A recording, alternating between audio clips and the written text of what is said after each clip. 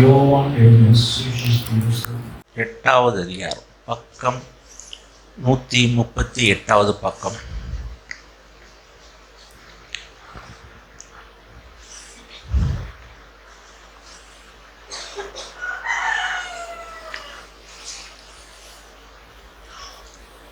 ஆண்டவர் வாழ்ந்த நாட்களில் அவரை சுற்றி ஏராளமான ஜனங்கள் அங்கே இருக்கிறாங்க.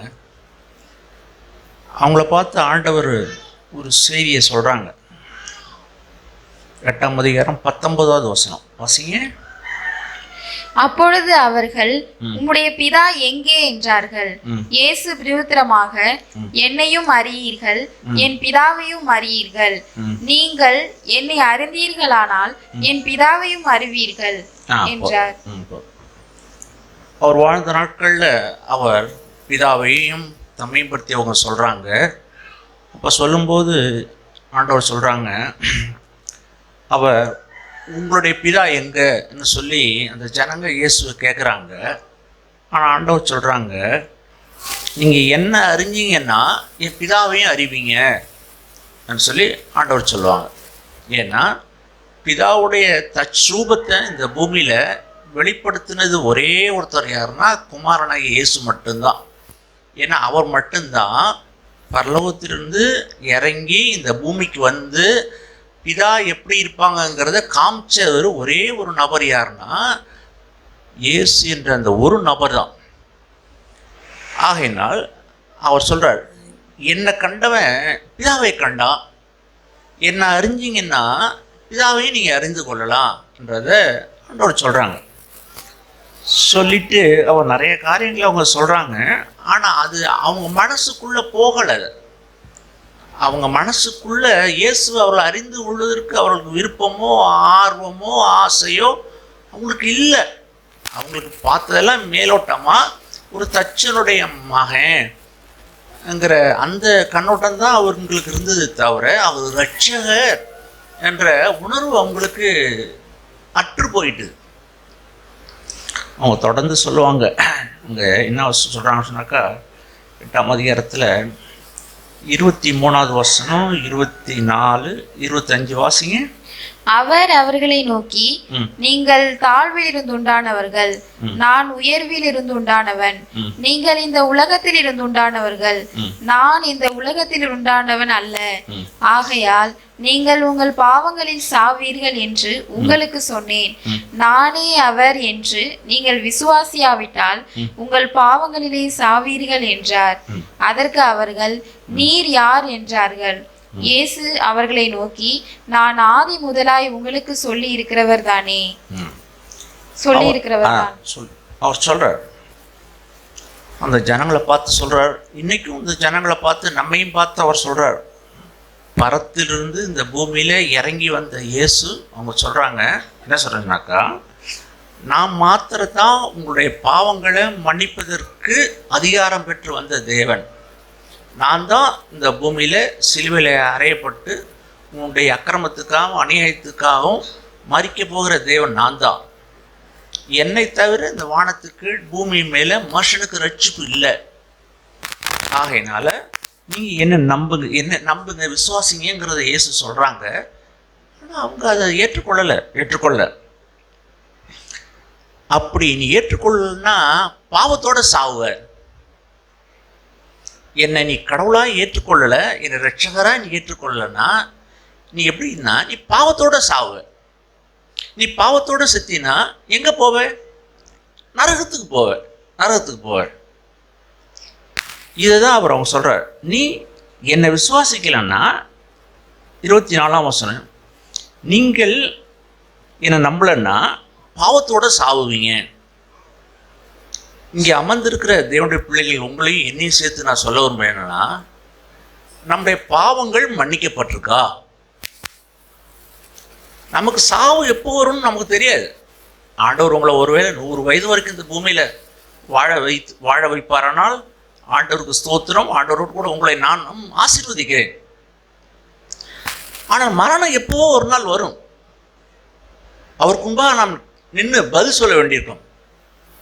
ஆனால் அந்த நாட்களில் நம்முடைய பாவங்கள்லாம் மன்னிக்கப்பட்டு தைரியமாக அவருக்கு முன்னாடி நிற்க முடியுமா? அல்லது பூனை குறி சோர்ந்து அதைரியமுடையவர்களாய் மறைந்து கொள்வோமா? இங்கே அமர்ந்திருக்கிற தேவனுடைய பிள்ளைகள் ஒவ்வொருவருக்கும் நான் சொல்கிறேன், நம்முடைய பாவங்களை இயேசு மன்னிச்சிட்டாரா? உங்களுடைய இதயத்தில் நீங்களே அந்த கேள்வியை கேட்டு பார்த்து நீங்களே பதிலை சொல்லும்படி உங்களை வேண்டிக் கொள்கிறேன். இங்கே உட்கார்ந்துருக்க ஒவ்வொருக்கும் என் கடந்த கால எல்லா பாவத்தையும் என் ஆண்டவர் மன்னிச்சிட்டார். அவர்ங்கிற நிக்கரணையோடு நம்ம இருக்கணும். வாழ்கிற நாட்கள்லாம் நமக்கு நிக்கரணைனா ஆண்டவர் என்னுடைய பாவத்தை மன்னிச்சிட்டாருங்கிற நிக்கரணையோடு ஒவ்வொருத்தரும் இருக்கணும். அங்கே பார்க்குறோம் அந்த 24ஆம் வசனத்தில் அடிப்பது, நானே அவர் என்று நீங்கள் விசுவாசிக்காவிட்டால் உங்கள் பாவங்களிலே சாவீர்கள். இந்த இன்னைக்கு எத்தனையோ ஜனங்களை கொடி ஜனங்கள் இந்த உலகத்தில் வாழ்ந்துட்டு இருக்கிறாங்க. ஆனால் இயேசு ரட்சகருங்கிறத அவங்க இன்னும் அறியலை. குறிப்பாக இயேசு என்ற இந்த பெயருக்கு அர்த்தம் மத்திய இந்த சுவிசேஷ புஸ்தகம் 1ஆம் அதிகாரம் 21வது வசனம் தான் நான் நினைக்கிறேன்.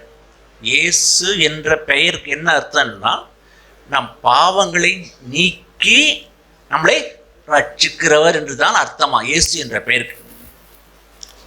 இயேசு என்ற பெயருக்கு நம்முடைய பாவத்திலிருந்து மீட்கிறார். ரெண்டாவது நம்மளை திரும்ப அந்த பாவத்தில் விழாதபடி ரட்சிக்கிறவர். இதுதான் இயேசு என்ற பெயருக்கு அடையாளம். இயேசுடைய பெயரை சும்மா வாயை உச்சரிக்க வேண்டாம். ஆண்டவர் சொல்லுவாங்க, அவருடைய நாமத்தை சொல்லுகிற எவனும் அக்கிரமத்தை விட்டு ஓய்ந்திருப்பான், பாவத்தை விட்டு ஓய்ந்திருப்பான். இயேசுன்னு பேரை நீ சொல்லலான்னா கோபம், எரிச்சல், பொறாமை, வைராக்கியம் எல்லாத்திலிருந்து நீ விடுதலாகி இருப்ப. நீ பாவத்தை விட்டு ஓயாம இயேசுவை பற்றி சொல்வதற்கு உனக்கு எந்த யோகியதையும் அருகதையும் இல்லவே இல்லை. நமக்கு என் நாமத்தை நீ மற்றவர்கள் சொல்வதற்கு உனக்கு எந்த அருகதை யோகியதையும் கிடையாது. நீ முதலாவது நீ அக்கிரமத்தை விட்டு ஓய். அதுதான் ஆண்டவர் சொல்றார். அருமையான தேவனுடைய பிள்ளைகளே, இயேசு யார்? என்னுடைய அக்கிரமத்தையும் அநியாயத்தையும் மன்னிச்சிட்டாங்க ஒரு பக்கம். இன்னொன்று, அவரை மாதிரி என்னை மாற்றுவதற்காக இயேசு இந்த பூமியில் வந்தாங்க. அதான் வாசிக்கிறோம். கீழே வாசிக்கிறோம். அதற்கு அந்த ஜனங்க கேட்குறாங்க, 25ஆம் வசனம் கேட்குறாங்க. என்ன வசனாக்கா, அதற்கு அவர்கள் வாசிங்க. அதற்கு அவர்கள் நீர் யார் என்றார்கள். இயேசு அவர்களை நோக்கி, நான் ஆதி முதலாய் உங்களுக்கு சொல்லி இருக்கிறவர் தான். நீ மறுபடியும் உங்களுக்கு சந்தேகம், நீ யார், நீ யார், நீ யார்? இன்னைக்கும் முட்டாள்தனமான உலகம் குழப்பிக்கிட்டே இருக்கு. இயேசு யாரு, இயேசு யாரு, இயேசு யாருன்னு தான் வாழ்க்கையை வீணடிச்சு வாழ்க்கையை நரகத்துக்கு முடிக்குது இந்த உலகம். குடிக்கிறப்ப குடிச்சிட்டு, நான் பார்க்குறதெல்லாம் கெட்ட போறையை பார்த்துட்டு, பேச வேண்டியதெல்லாம் பேசிட்டு, தன்னை மனம் போன போக்கில் நடந்துட்டு சாவுக்கு போகிற அந்த படுக்கையில் மட்டும் கடைசியில் உட்காந்து வானத்தை பார்த்துட்டு உட்காந்து கண்ணீர் விட்டு உட்காந்து மரணத்தை சந்தித்து நரகத்துக்கு போயிட்டுருக்கான் மனுஷன். அப்படி கிடையாது. நீங்கள் நானும் மரணமே நீ என்ன பண்ணுவான்னு சொல்லணும். மரணத்துக்கு நீங்கள் வேணாம் பயப்படக்கூடாது. ஏன்னா மரணம் ஜெயிக்கப்பட்டது. இன்றைய ஆண்டவர் மாத்திரம்தான் உயிரோடு எழுந்து சிம்மாசனத்தில் வீட்டிருக்கிறார். பிசாசுடைய தலையை அவர் நசுக்கிட்டார். இயேசுவானவர் ஜெயம் பெற்று விட்டார். பிசாசு தலை நசுக்கப்பட்டது, மரணம் ஜெயிக்கப்பட்டது. இன்றைக்கும் சிம்மாசனத்தில் ராஜாதி ராஜாவாய் கர்த்தாதி கர்த்தராய் வீட்டிருக்கிறார். உங்களையும் என்னையும் இளைய சகோதரனாய் சகோதரியாய், இயேசுக்கு தங்கையா இயேசுக்கு தம்பியா இளையவர்களாய் நம்ம ஒவ்வொருவரையும் ஆக்கியிருக்கிறார் அவர். அந்த நிக்கர்னு இருக்கும் நம்முடைய இருதயத்தில். ஆனால் அந்த நாட்களில் இருந்த ஜனங்களுக்கு சந்தேகம் இயேசு யாரு, இயேசு யாருன்னு குழப்பிக்கிட்டே தன் வாழ்க்கையில் பாவத்திலேயே மறிச்சாங்க. நீங்களும் நானும் அப்படி இருக்கக்கூடாது. வாசிக்கணும். நான் தான் ஆதி முதலாய் சொல்லியிருக்கிறவர். ஆதி முதலாய் இயேசுவை பற்றி சொல்லியிருக்கிற வார்த்தைகள் இருக்கு நிறையாவர்கள். உதாரணமாய் ஆதியாகம புஸ்தகம் 3ஆம் அதிகாரம் 15வது வசனத்தை நாம் வாசிப்போமே. ஆதியாகமம் 3வது அதிகாரம் 15வது வசனம் வாசிங்க. உனக்கும் ஸ்திரீக்கும் உன் வித்துக்கும் அவள் வித்துக்கும் பகை உண்டாக்குவேன். அவர் உன் தலையை நசுக்குவார், நீ அவர் குதிங்காலை நசுக்குவாய் என்றார். ஆதி நாட்களிலேயே மனுஷனுக்கு உள்ள வாக்கு தத்துவம். அந்த வசனத்தில் 3 நபர் வர்றாங்க. அதில் பிசாசு வர்றான், அதை வலுசற்பம் வருது, பிசாசு வருது, ரெண்டாவது ஸ்திரீயானவள், இஸ்ரவேலின் தேசம், அதாவது ஸ்திரீயானவள் அதில் வர்றா. இன்னொன்று ஸ்திரீயானவளுடைய வித்து இயேசு, அவரும் வருகிறார். அங்கே பிசாசுடைய தலை நசுக்கப்படுது. இதெல்லாம் ஆதி காலம் முதலே சொல்லப்பட்ட ஒரு காரியம். இயேசு ஆதாமுடைய வித்திலிருந்து வரல, ஸ்திரீயின் வித்திலிருந்து தான் இயேசுவானவர் வந்தாங்க. அவர் என்ன செய்வாராம்? உன் தலையை நசுக்குவார். சர்ப்பத்தின் தலை நசுக்கப்பட்டது. பிசாசு இனிமேலுக்கு அவன் வாலாட்ட முடியாது, பயமுறுத்த முடியாது. அவன் சிலுவையிலே அவர் என்ன செய்தாரா? அவனை உரிந்து கொண்டார். வெளியரங்கமான கோலமாகி சத்துருவாய சாத்தானை ஜெயித்து விட்டார். கொலைசியர் 2ஆம் அதிகாரம், திரும்ப வேண்டாம், 2ஆம் அதிகாரம் 14-15 வசனத்தை அதை குறித்து வாசிக்கிறோம். அதே மாதிரி எபிரியரின் புஸ்தகம் 2ஆம் அதிகாரம் 14வது அதிகாரம் 14வது வசனம் 15ஆம் வசனமும் பிசாசை உரிந்து கொண்டார் என்று வாசிக்கிறோம். வல்லமையெல்லாம் உரிந்து கொண்டார் என்று வாசிக்கிறோம். இதெல்லாம் ஆதி முதலாய் சொல்லப்பட்ட ஒரு காரியம். அவர் மட்டும் சொல்லப்பட, மோசையும் சொல்லுகிறார், வாசிக்கிறோம். அதாவது உபாகம புஸ்தகம் 18வது அதிகாரத்தை திருப்போமே. உபாகம புஸ்தகம் 18வது அதிகாரம். உபாகமம்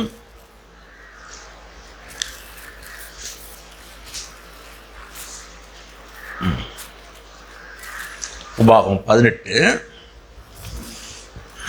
15வது வசனம் வாசிங்க. உபாகமம் 18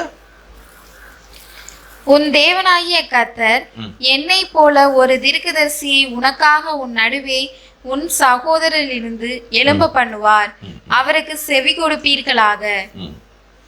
இங்க இது யாரை குறித்து சொல்லப்படுறதுன்னா இயேசு குறித்து சொல்லப்பட்ட காரியம். பல 100 ஆண்டுகளுக்கு முன்பதாகவே இந்த மோசே சொல்றார், என்ன மாதிரி ஒருத்தர் நம்முடைய சந்ததியில் ஒருத்தர் வரப்போறாரு, அவருக்கு நீங்க எல்லாரும் காது கொடுத்து கேளுங்க. அவர் காது கொடுத்து கேட்டீங்கன்னா நீங்க பிழைப்பீங்க. அப்படி அவர் சொன்னதை நீங்க கேட்கலன்னா அவர் சொன்னது மாதிரி சாவுவீங்க, நரகத்துக்கு போவீங்க. இந்த பிசாசு அனைவருடைய மனக்கண்ணை குருளாக்கி நரகத்துக்கு அனுப்பிச்சிட்டு இருக்கான் ஜனங்களை.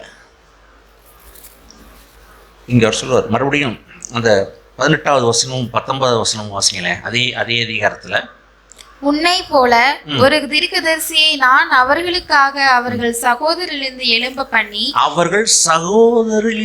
எழும்ப பண்ணி என் வார்த்தைகளை அவர் வாயிலே அருளுவேன். நான் அவருக்கு கற்பிப்பதை எல்லாம் அவர்களுக்கு சொல்லுவார். அவர் சொல்லுவார், நான் சொல்லுவதெல்லாம் நானா சொல்லல, என் பிதா எனக்கு என்ன சொல்றாங்களோ அதை தான் நான் சொன்னேன்னு திரும்ப ஆண்டவர் சொல்லுவாங்க. இதுதான் அங்கே வாசிக்கிறோம். நான் அவருக்கு வாயாயிருந்து அவருக்கு நான் சொல்லுவேன், அவர் மாம்சத்தில் இந்த பூமியிலிருந்து உங்களுக்கு சொல்லுவார், அவர் எச்சரிப்பார். ஆகையினாலே அவர் சொல்றதை நீ கேளுங்க. தொடர்ந்து வாசிங்க 19வது வசனம். என் நாமத்தினாலே அவர் சொல்லும் என் வார்த்தைகளுக்கு செவி கொடாதவன் எவனோ அவனை நான் விசாரிப்பேன். இயேசுவானவர் சொல்லுகிற வார்த்தைக்கு யாரெல்லாம் செவி கொடுக்கலையோ அல்லது இந்த வார்த்தை யாரெல்லாம் அலட்சியம் பண்றானோ அவனை என்ன சொல்வாரான்? பிதா என்ன செய்வாங்களாம்? விசாரிப்பாங்க. அது மகா பயங்கரமா இருக்கும். இயேசுடைய வார்த்தையை அலட்சியம் பண்ணி அள்ள தட்டினா கடைசி நாட்கள்ல ஆண்டவர் சொல்லுவான், கடைசி நாட்கள்ல அந்த வார்த்தையை உங்களை நியாயம் இருக்குன்னு ஆண்டவர் சொல்லுவாங்க. அருமையான தேவனுடைய பிள்ளைகளை, இயேசுடைய வார்த்தை பெரிய வார்த்தையும் சின்ன வார்த்தையும் இயேசு என்ன சொல்லியிருக்கிறாங்களோ அந்த வார்த்தை கவனமாக நம்ம கேட்கறது மாத்திரம் இல்லை, அந்த வார்த்தைக்கு அப்படியே கீழ்ப்படியுது. நம்ம சோதிச்சு பார்க்கணும், நம்மளை ஆராய்ந்து பார்க்கணும். ஆண்டவரே, உம்முடைய வார்த்தைக்கு நான் ஏதாவது கீழ்ப்படியாமல் இருக்கிறேனா என் வாழ்க்கையில்? நீ சொன்ன வார்த்தைகளுக்கு அப்படியே நான் கீழ்ப்படியணும் ஆண்டவரே. அநேக சமயங்கள் நம்ம கீழ்ப்படியதுக்கு நமக்கு சக்தி இருக்காது. அவர் சக்தியையும் புத்தியையும் அவர் கொடுக்கிறார். அதுதான் பரிசுத்த ஆவியானுடைய உதவி. அவர் பலனை நமக்கு கொடுத்து கீழ்ப்படிய அவர் பண்ணுவார். நான் பண்ணுவேன், கீழ்ப்படிய பண்ணுவேன் என்று வாசிக்கிறோம். அருமையான தேவனுடைய பிள்ளைகளே, இயேசுவானவரை பிதா இந்த பூமிக்கு அனுப்பின நோக்கம் நம்முடைய பாவங்களில் ரட்சித்து நம்மளை குமாரரும் குமாரத்திகளுமாய், இளைய சகோதரனாய் இளைய சகோதரிகளாய் பரலோகத்து வாழ்க்கை இந்த பூமியிலேயே வாழும்படி. இந்த பூமியிலேயே பரலோக வாழ்க்கையை வாழும்படிக்கு தான் குமாரன் இந்த பூமிக்கு வந்தாங்க. ஆகினால அந்த நாட்கள் இந்த ஜனங்களுக்கு சந்தேகம் சந்தேகம் சந்தேகம். இன்னொன்று இங்கே வாசிக்கிறோம், அதே யோவான் சுவிசேஷம் 8ஆம் அதிகாரத்தை நான் திருப்ப வருவேன்.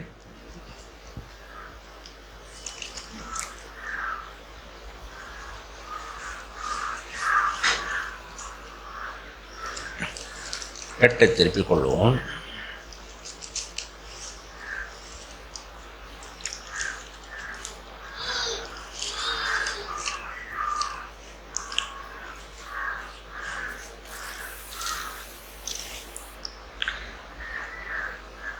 எட்டு அங்கே 32 வாசிப்போம்.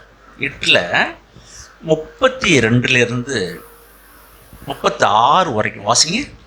சத்தியத்தையும் அறிவீர்கள், சத்தியம் உங்களை விடுதலையாக்கும் என்றார்.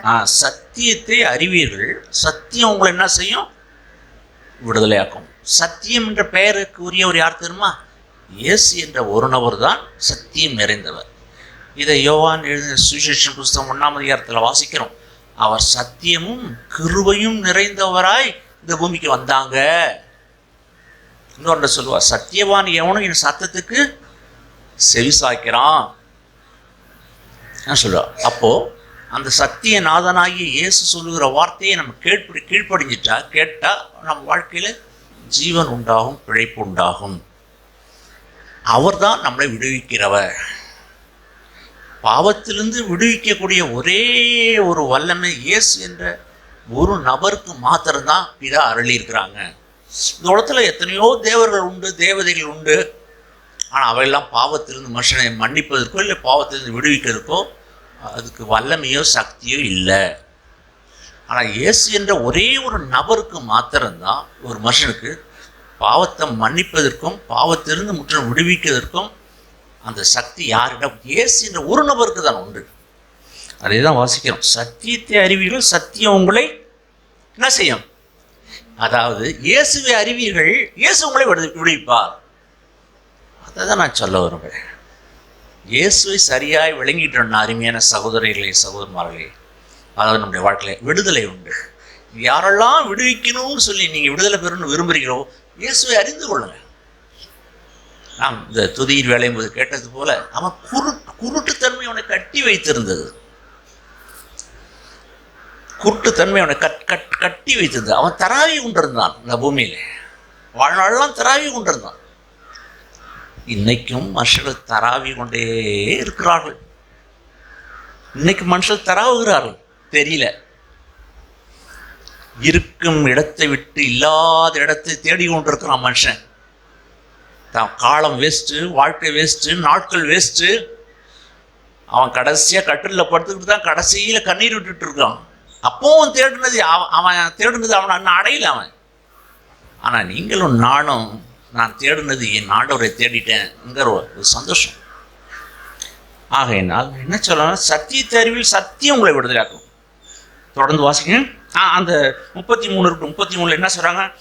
நாங்களாம் பாவத்துக்கெல்லாம் அடிமை இல்லை, நாங்களாம் ஆபிரகாமுடைய சந்ததியார், எங்களுக்கெல்லாம் நாங்களாம் ஒன்றத்துக்கும் அடிமை இல்லைன்னு இந்த ஜனங்க சொல்கிறாங்க. அதுக்கு ஆண்டவர் சொல்கிறாங்க 34, 35, 36 வாசிங்க. இயேசு அவர்களுக்கு விரோதமாக, பாவம் செய்கிறவன் எவனும் பாவத்துக்கு அடிமையா இருக்கிறான் என்று மெய்யாகவே மெய்யாகவே உங்களுக்கு சொல்லுகிறேன். அடிமையானவன் என்றைக்கும் வீட்டிலே நிலைத்திரான், குமாரன் என்றைக்கும் நிலைத்திருக்கிறார். ஆகையால் குமாரன் உங்களை விடுதலையாக்கினால் மெய்யாகவே விடுதலையாவீர்கள். இங்க என்ன வாசிக்கா, பாவங்கிறத அவங்க மறந்துட்டாங்க ஜனங்க. ஆனா ஒட்டுமொத்த முழு உலகம் பாவத்தில் மூழ்கி போய் இருக்கிறது. தேவ மகிமையற்றவளாய் எல்லாரும் பாவம் செய்து தேவனை விட்டு போயிட்டாங்க ஜனங்க. அவனுக்கு பணம் இருக்குது, நல்ல வீடு இருக்குது, வசதி இருக்கு, வண்டி இருக்கு, ஊர்ல செல்வாக்கு இருக்கு, புகழ் இருக்கு, புகழ்ச்சி இருக்குது. ஆனா பாவம் கேன்சர் அவனை அரிச்சிட்டு இருக்கு இருதயத்துல. பாவம், விபச்சார சிந்தை, பண ஆசை, வைராக்கியம், கோபம், சண்டை, எரிச்சல், மன்னிக்க முடியாத சுபாவம், இந்த கேன்சர் மனுஷனை அரிச்சுக்கிட்டு இருக்கு அவனுடைய இருதயத்துல. வெளியில நல்ல சட்டை, நல்ல வண்டி, நல்ல சென்ட்டு, நல்ல பேச்சு, படா எல்லாம் வெளியில காணப்படுது. ஆனா உள்ளுக்குள்ள சில மரத்தை பார்த்தா நல்லா இருக்கும், சில மரம் அழகா இருக்கும் மரம், புயல் அடிக்கும் போது தான் தெரியும் அந்த மரத்தோடைய நிலைமை. படார்னு சாஞ்சிரும். என்னடா சாஞ்சிச்சுன்னு சொல்லி பார்த்தா அதில் பெரிய பொந்து இருக்கும், போரை இருக்கும் உள்ளுக்குள்ள, வெளியில் தெரியவே தெரியாது. அதே போல தான் இன்னைக்கு மனுஷனுடைய இருதயத்தில் பாவம் இன்னைக்கு பொந்து அடிச்சுட்டே இருக்கு. விபச்சாரம், பொய், திருட்டு, ஏமாத்து, களவு, பெருமை, அயக்கித்தனம், பாவம் பொறையோடி போயிடுச்சு மனுஷனுடைய வாழ்க்கையில். வெளி வேஷமாக மனுஷன் திரியிறான், பட்டை போத்தி இருக்கு மனுஷன் மரத்தை, உள்ள எல்லாம் பொறையோடி போயிடுச்சு. நீங்களும் நானும் அப்படி அல்ல, அப்படி இல்லை. உள்ளான மனுஷன்லே வல்லமையாய் பலப்பட்டவர்களாய், பாவம் மன்னிக்கப்பட்டவர்களாய், சுத்த மனசாட்சி உடையவர்களாய், சுத்த மனசாட்சி உடையவர்களாய். இயேசு நடுவானத்தில் வரும்போது இந்த முழு உலகமும் தலையிலே கையை அடித்து மார்பிலே கையை வைத்து அழுது புலம்பும். ஆனால் சிறு கூட்டம், ஒன்றே ஒரு கூட்டம் இருக்கும், அதுதான் சந்தோஷமாக அவரை வரவேற்கும். அந்த சிறு கூட்டத்தில் தான் நீங்களும் நானும் இருந்து இயேசுவை வரவேற்கணுமே தவிர இந்த உலகம் கண்டு புலம்புமே அப்படி கிடையாது. இந்த உலகம் குடிச்சு வெறிச்சு அக்கறம் பண்ணி அநியாயம் பண்ணி விபச்சாரம் பண்ணி விக்கிரகத்தை வணங்கி குறை சொல்லி முறுமுறுத்து கண்ணு கண்டபடி நடந்து வாய் வந்தபடிலாம் நடந்து அந்த நாட்களில் துக்கித்து அழுது புலம்பும். ஆனால் நீங்களும் நானும் துக்கித்து அழுது புலம்பக்கூடாது. மரணம் எப்போ வேணாலும் வரட்டும், என் ஆண்டவர் எப்போ வேணாலும் வரட்டும், ஆனால் நீங்களும் நானும் சந்திப்பதற்கு தயாராக இருக்கும் வாழ்க்கை. அருமையான தேவனுடைய பிள்ளைகளை இங்கே அமர்ந்திருக்கிற ஒவ்வொருவருக்கும் சொல்கிறேன், நீங்களும் நானும் தேவனுடைய நியாய தீர்ப்பை அதாவது சந்திப்பதற்கு ஆயத்தமுள்ள தைரியமாக இருக்கும். யார் தைரியமாக இருப்பா? இயேசுவின் இரத்தத்தால் கழுவப்பட்டவர்கள், தங்களை சுத்திகரிக்கப்பட்டவர்கள், அவர் விடுதலாகி இருப்பார்கள். எதெல்லாம் பாவம்னு தோணுதோ அதிலிருந்து விடுதலை. பாவங்கிறது அது பெரிய சாப்டர், பெரிய காயம். ஆனால் எது பாவம்னு நமக்கு தோணுதோ அதிலிருந்து விடுதலை. விடுதலை எது பாவம்னு ஆண்டவர் நமக்கு உணர்த்துறாங்களோ அதிலிருந்து விடுதலை. கோபம் பாவம்னு தெரியாது, இப்போ கோபம் பாவம்னு தோணுது, அதிலிருந்து விடுதலை. இச்சை பாவம்னு ஒரு காலத்தில் தெரியல, இப்போ பாவம்னு தோணுது. பவுல் சொல்லுவாங்க, இச்சை பாவம்னு இந்த பிரமாண நியாயப்பிரமாணம் சொல்லாது இருந்தா நான் நீதிமானாக இருப்பேன்னு சொல்லுவார். சில நேரத்தில் சில பாவங்கள் நம்முடைய இருதயம் என்ன பண்ணணும்னு சொன்னாக்கா இது பாவம்னு நமக்கு தெரியாது. ஆனால் ஆவியானவர் உணர்த்துவார், இது பாவம், நீ இப்போ பேசுனியே, நீ நடந்துக்கிட்டியே, இது பாவம். ஆண்டவர் அவர் உள்ளும் புறமும் சென்று நம்முடைய மாம்சத்திலும் ஆவியிலும் ஒட்டி இருக்கிற அசுசங்களை காமிக்கும் போது நான் தாழ விழுந்து அதை ஏற்றுக்கொண்டு, ஆமா ஆண்டவே, கோபம் இருந்தது, எரிச்சல் இருக்கு என்ற இருதயத்தில், மன்னிக்க முடியாத தன்மை இருக்குது, என்னை மன்னிச்சிருங்க ஐயா போது நிச்சயமாயுமே தேவன் நம்மளை விடுவிக்கிறார். அருமையான தேவனுடைய பிள்ளைகளே, நீங்களும் நானும் விடுதலை பெற்ற ஜனங்களாக தான் இந்த உலகத்தில் வாழணும்.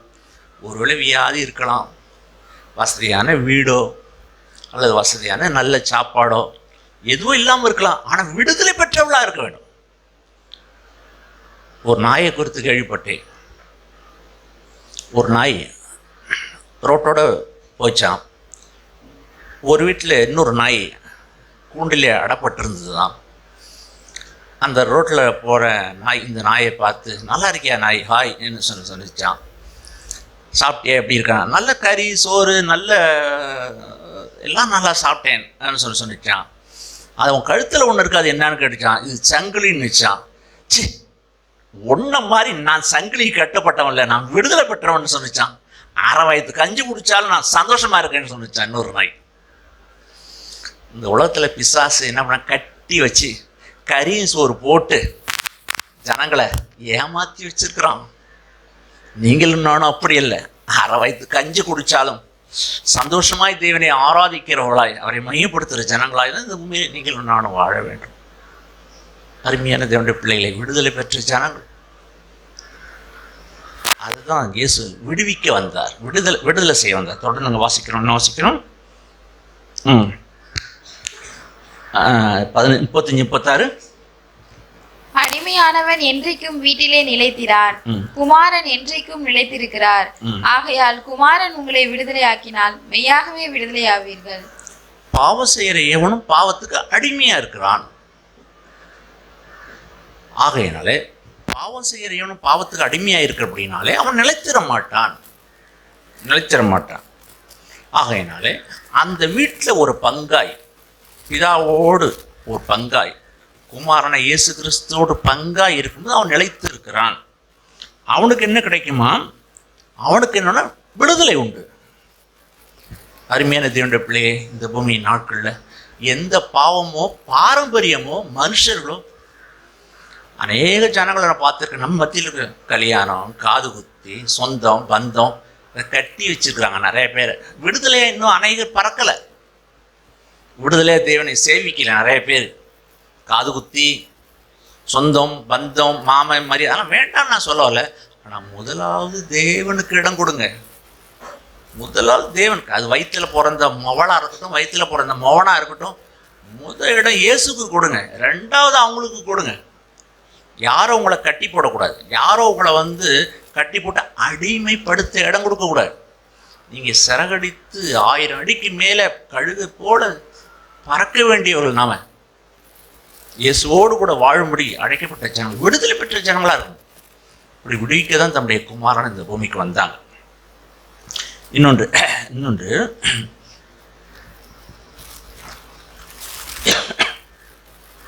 யோவான் என்ன சுவிசேஷத்தின் புத்தகம் 5வது அதிகாரம் அப்படியே திருப்பிக்கும்.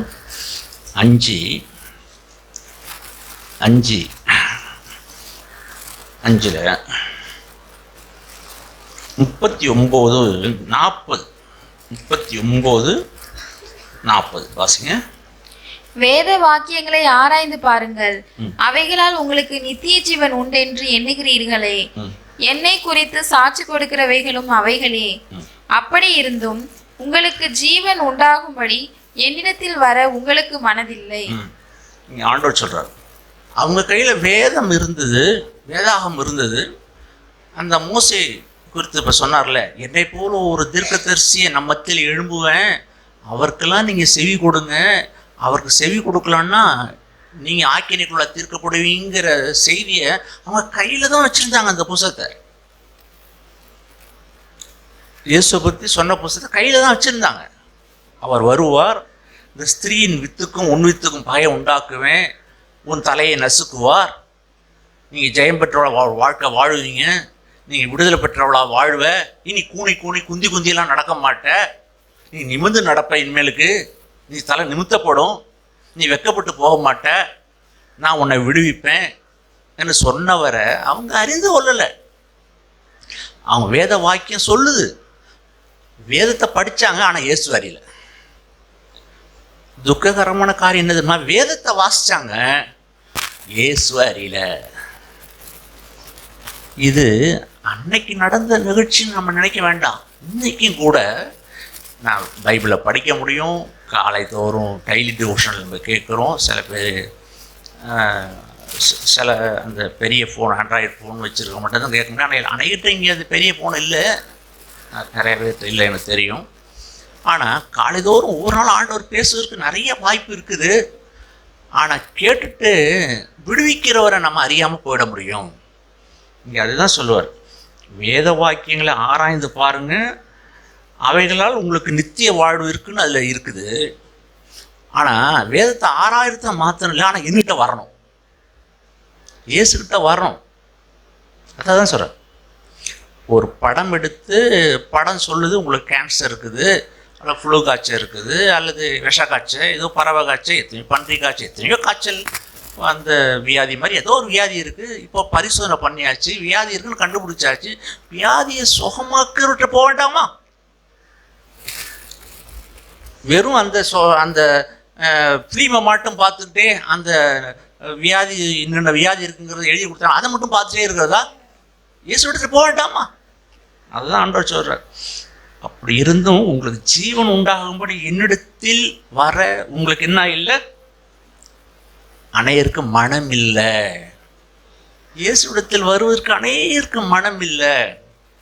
இப்படி வாழ்க்கையை வீணடிச்சிட்டாங்க. இன்னைக்கும் அருமையான தேவனுடைய பிள்ளைய நாட்களில் நாம, ஆண்டவரே இன்னும் நான் உண்மை அறியணும், என்னை சுகமாக்குறவர், நான் உம்மிடத்தில் வந்து விடுகிறேன். அவர் தம்மிடத்தில் வருகிறவர்களை ஒருபோதும் புறம்பே தள்ளவே மாட்டார். அவர் ஒருவரும் புறம்பே தள்ளாத தேவன். அவர் சொல்றார், என்னிடத்தில் வர உங்களுக்கு மனதில்லை. ஆண்டவர் நம்மளை பற்றி அப்படி சொல்லிடக்கூடாது.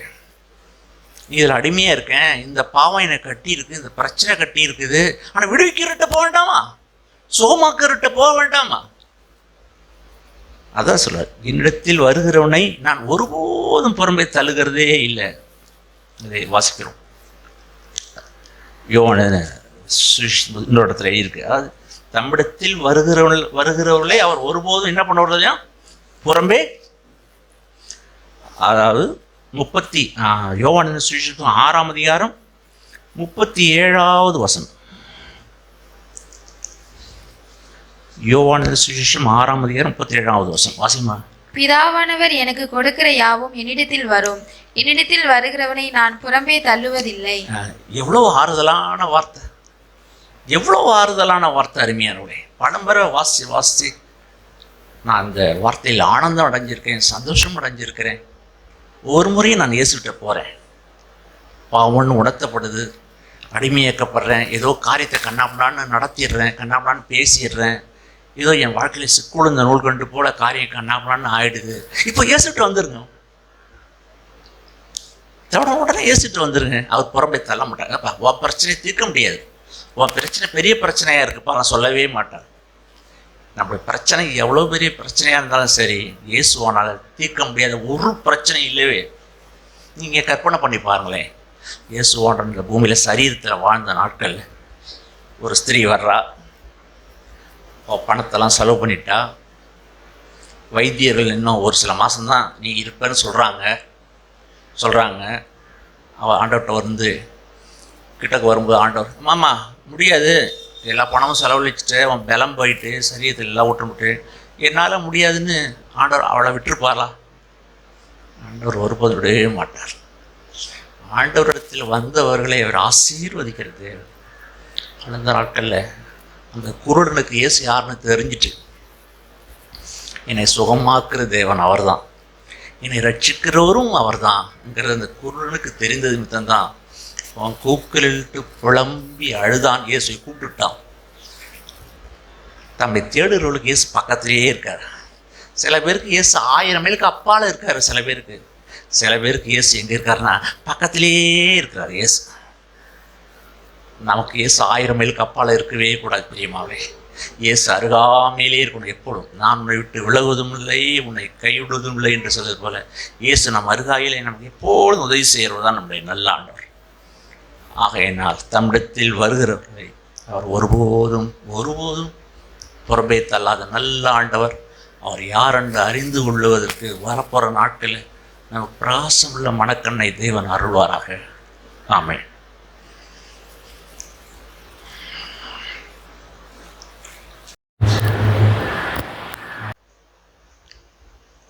கேட்டது போல ஆண்டவரிடத்தில் நமக்கு சத்தியத்தை அறிவீர்கள், சத்தியம் உங்களை விடுதலையாக்கும் அப்படின்னு சொல்லி நாம் வாசித்தோம். அதுபோல் நம்முடைய அந்த மத்தேயு 8 நாம் வாசித்தது போல் 8:19 அப்பொழுது அவர்கள் உம்முடைய பிதா எங்கே என்றார்கள். இயேசு பிரதியுத்தரமாக, என்னை அறிவீர்கள் என்றால் என் பிதாவையும் அறிவீர்கள். நீங்கள் என்னை அறிந்தீர்களானால் என் பிதாவையும் அறிவீர்கள் அப்படின்றார். ஆண்டவர் அவ்வளவு சமயமாக பிதாவை நமக்கு இந்த பூமிக்கு கொண்டு வந்துட்டாங்க. காணக்கூடாத அந்த தேவனை, காணக்கூடாத அந்த இறைவனை அவர் சமயமாக மனுஷனுக்கு அருகில் அவர் கொண்டாண்டாங்க. நாம் கேட்டது போல நாம் அவரை அறிய வேண்டிய பிரகாரம் நமக்கு தெளிவான கண்கள் வேணும். தேவனை அறிய முடியுமா? அவரை பிதாவை அறிய முடியுமா? தேவனை பார்த்து ஆண்டவர் சொல்லும்போது பிதான்னு சொன்னார். நம்ம எத்தனையோ ஆண்டு காலமாக கடவுள் அவர் அப்பாற்பட்டவர், வல்லமை படைத்தவர் அப்படின்னு சொல்லி தான் நம்ம கேட்டிருக்கோம். ஆனால் இயேசு கிறிஸ்து இந்த பூமிக்கு வந்து அவர் எப்படி ஜெபம் பண்ணி கொடுத்தாருன்னா, பரமண்டலங்கள் இருக்கிற எங்கள் பிதாவே அப்படின்னாரு. தேவனை பார்த்து அவ்வளவு நெருக்கமாக அவர் எப்படி, கடவுள் எப்படி இருக்காருன்னா ஒரு தகப்பனாக இருக்கிறார், ஒரு மனுஷனுக்கு லெகுவாக அவர் இருக்கிறாருன்னு சொல்லி அப்படி காண்பித்தாங்க. இது போல் நம்முடைய வாழ்க்கையிலும் நாம் நம்முடைய பரமபிதாவை ஒவ்வொரு சமயமும் நம்முடைய சூழ்நிலையில் பிதாவை நாம் அப்படி சமயமாய் ஒரு தகப்பனாய் நாம் அறிந்து கொள்ளும்படி ஆண்டவர் அவ்வளவு நெருக்கமாக இந்த பூமிக்கு நமக்கு கொண்டாண்டாங்க. அப்புறம் நாம் கேட்டோம், நம்முடைய பாவங்களையெல்லாம் மன்னிக்கக்கூடிய வல்லமை. ஆம், இந்த உலகத்தில் பாவத்தை மன்னிக்கக்கூடிய ஒரு தெய்வம், பாவத்தை மன்னிக்கக்கூடிய ஒரு அதிகாரம் யாருக்கு இருக்குன்னா ஆண்டவராக இயேசு கிறிஸ்துக்கு தான் இருக்கு. பாவத்தை, அக்கிரமத்தை, மனுஷனுடைய தவறுகளை எல்லாத்தையும் மன்னிக்கிறது யாருன்னா ஆண்டவராக இயேசு கிறிஸ்து. நம்முடைய அக்கிரமங்கள் எல்லாத்தையும் மன்னிக்கக்கூடிய வல்லமை. எத்தனையோ மனுஷனை எவ்வளவோ தான் பாவம் மன்னிக்கப்படணுங்கிறதுக்காக எவ்வளவோ செலவிடுறாங்க, எவ்வளவோ நடந்து போகிறாங்க, தன்னை வருத்திக்கிறாங்க, நம்மளை காயப்படுத்திக்கிறாங்க, எவ்வளவோ காரியத்தை செய்கிறாங்க. ஆனால் எவ்வளவு செஞ்சாலும் மனுஷனுடைய குற்ற மனசாட்சி நீங்குமானா நீங்கப்படலை. ஆனால் ஆண்டவராக இயேசு கிறிஸ்துவிடத்தில் வந்து தன் பாவங்களை அறிக்கையிடும்போது, தன் வாயினால் உணர்ந்து அறிக்கையிடும்போது அவர் எல்லா பாவத்தையும் மன்னிக்க அவருக்கு அதிகாரம் உண்டு. ஒரு மனுஷனிடத்தில் ஆண்டவர் இப்படி சொல்வார். என்னன்னா, மார்க் எழுதின சுவிசேஷம்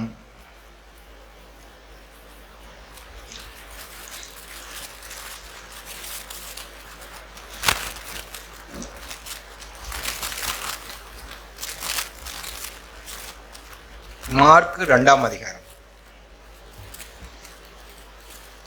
பக்கம் 49ஆம் பக்கம். புதிய ஏற்பாடு மார்க் எழுதின சுவிசேஷம் 2ஆம் அதிகாரம் 10வது வசனம்.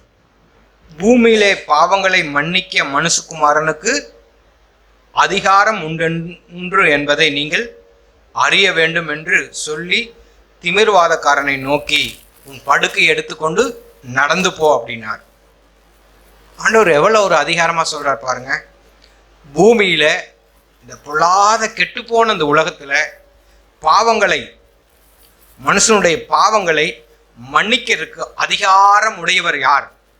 பாவங்களை மன்னிக்க ஒரு வழி உண்டா? அதுக்கு வழி எங்கே இருக்கு? அதிகாரம் உண்டா? பாவத்தின் வல்லமையிலிருந்து என்னை மீட்டெடுக்கிறதுக்கு ஒரு அதிகாரம் இருக்கா? கோபத்தை ஜெயிக்கணும், கண்களின் இச்சையை ஜெயிக்கணும், பாலி இச்சையை நான் ஜெயிக்கணும், பொருளாசை வெறுக்கணும், பொய் சொல்வதை வெறுக்கணும், என் நாவுக்கு கட்டுப்பாடு வேணும், உண்மை இருக்கணும், யதார்த்தம் இருக்கணும். இதுக்கு வழி இருக்கா அப்படின்னா உண்டு. இதுக்கு வழி உண்டு. அது எங்கன்னா ஆண்டவராகிய இயேசு கிறிஸ்துவிடத்தில், ஆண்டவரிடத்தில் வழி உண்டு. அதான் சொல்றார், பூமியிலே பாவங்களை மன்னிக்க மனுஷகுமாரனுக்கு அதிகாரம் உண்டு. ஆண்டவரே, இந்த எல்லா பாவத்திலிருந்தும் என்னை மன்னிக்க உமக்கு அதிகாரம் உண்டு ஆண்டவரே. இயேசுவே, உமக்கு அதிகாரம் உண்டு ஆண்டவரே. அந்த அதிகாரத்தை என் வாழ்க்கையில தாங்க ஆண்டவரே. எனக்கு உதவி செய்யுங்க ஆண்டவரே. எனக்கு பலன் தாங்க ஆண்டவரே. நான் சோதிக்கப்படும் போது, நான் பிரச்சனையை சந்திக்கும் போது, உபத்திரத்தை சந்திக்கும் போது, ஆண்டவரே, நான் உண்மையாய் உமது அதிகாரத்தை நான் பயன்படுத்தி வாழ எனக்கு கிருபை தாங்க ஆண்டவரே. எந்த சமயத்திலும் நான் பாவத்துக்கு கீழ் போயக்கூடாது ஆண்டவரே.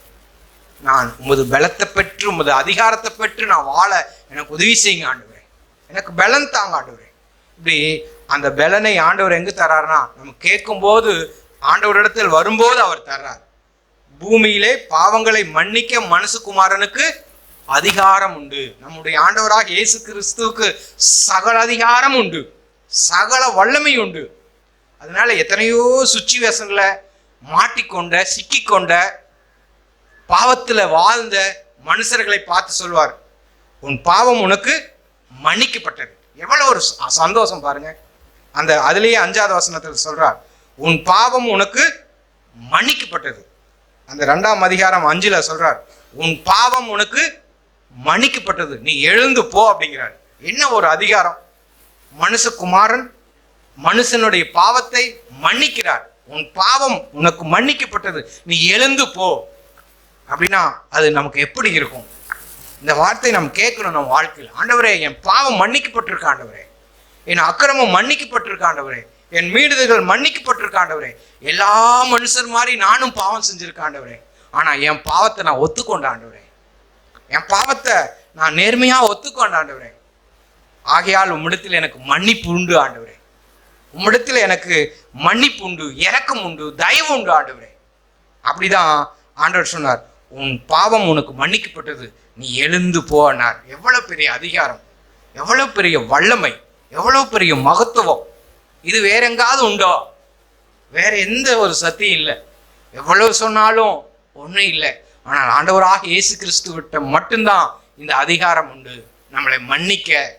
நமக்கு நடக்கிற காரியங்களெல்லாம் பார்த்துட்டு என்ன சொல்லுவாங்கன்னா, உன் குடும்பத்தினுடைய சாபம் பிடிப்பாங்க. எல்லா சாபத்தையும் நீக்குவதற்கு, பாவத்தை நீக்குவதற்கு ஒரு அதிகாரம் பெற்றிருக்கிறார். அவர்தான் ஆண்டவராகிய இயேசு கிறிஸ்து. அவரிடத்துல நம்ம யதார்த்தமாய் வரும்போது, நம்ம கேட்டது போல, ஆண்டவரே நான் இப்போ உம்மிடத்துல வர்ற ஆண்டவரே, உம்மிடத்துல நான் அறிக்கையிடுற ஆண்டவரே, உம்மிடத்துல வந்து நான் அறிக்கையிடும் போது உன் பாவம் உனக்கு மன்னிக்கப்பட்டது, நீ போ.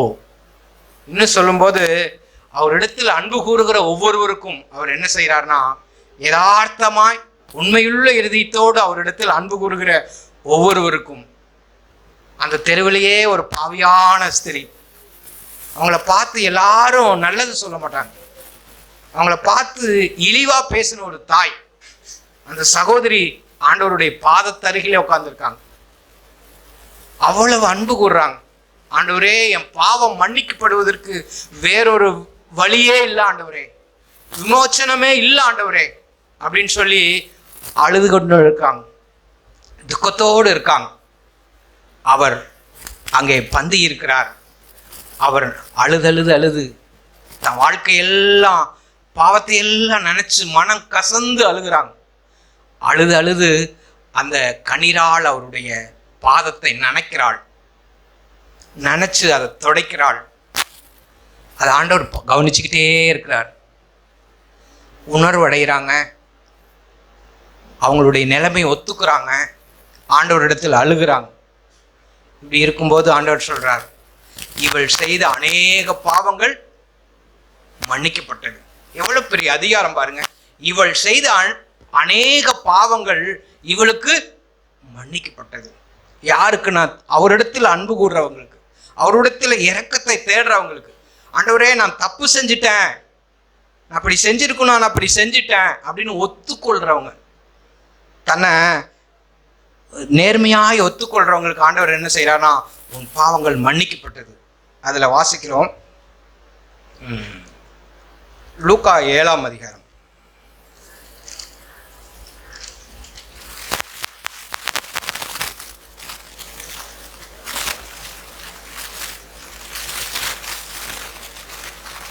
லூக்கா 7:47.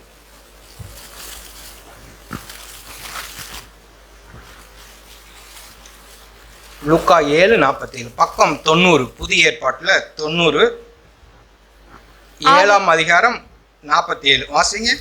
ஆதலால் நான் உனக்கு சொல்லுகிறேன், இவள் செய்த அநேக பாவங்கள் மன்னிக்கப்பட்டது, இவள் மிகவும் அன்பு கூர்ந்தாளே.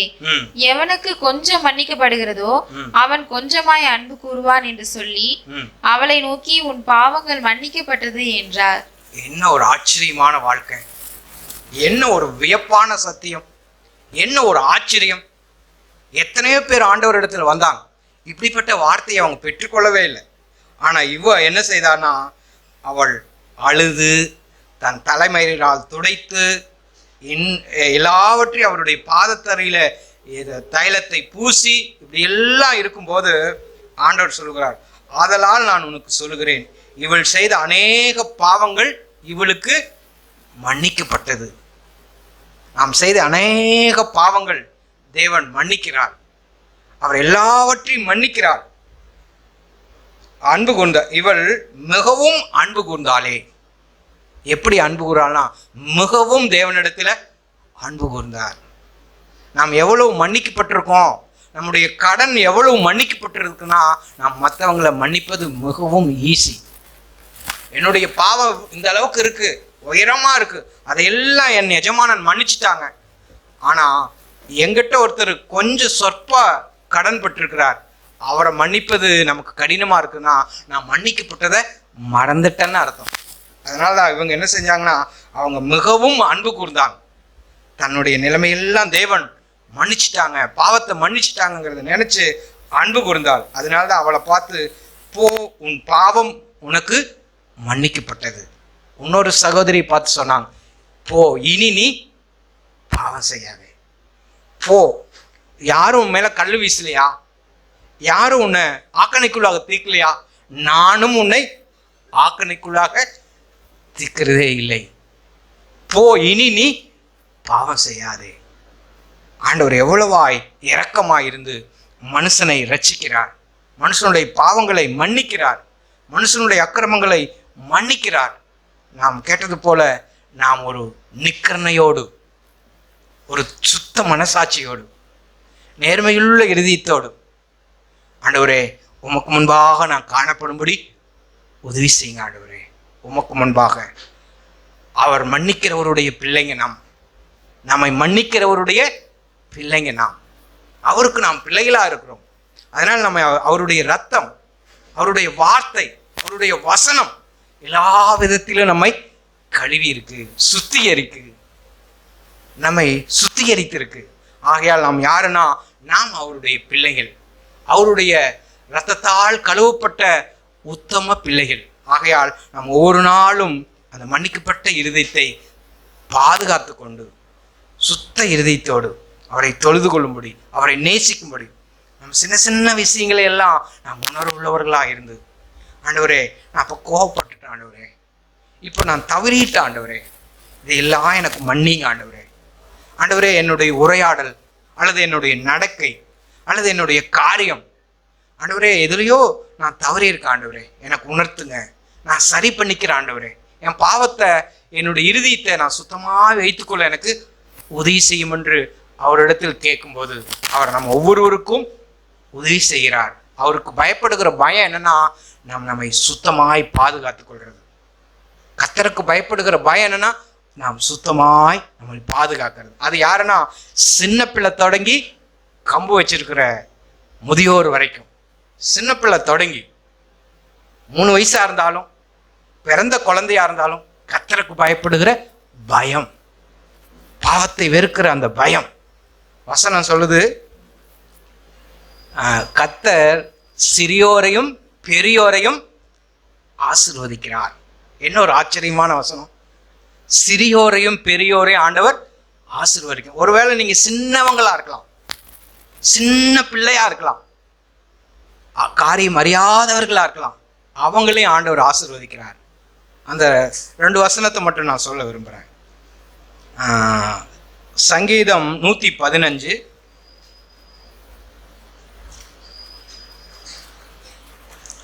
சங்கீதம் 115 13வது வசனம்.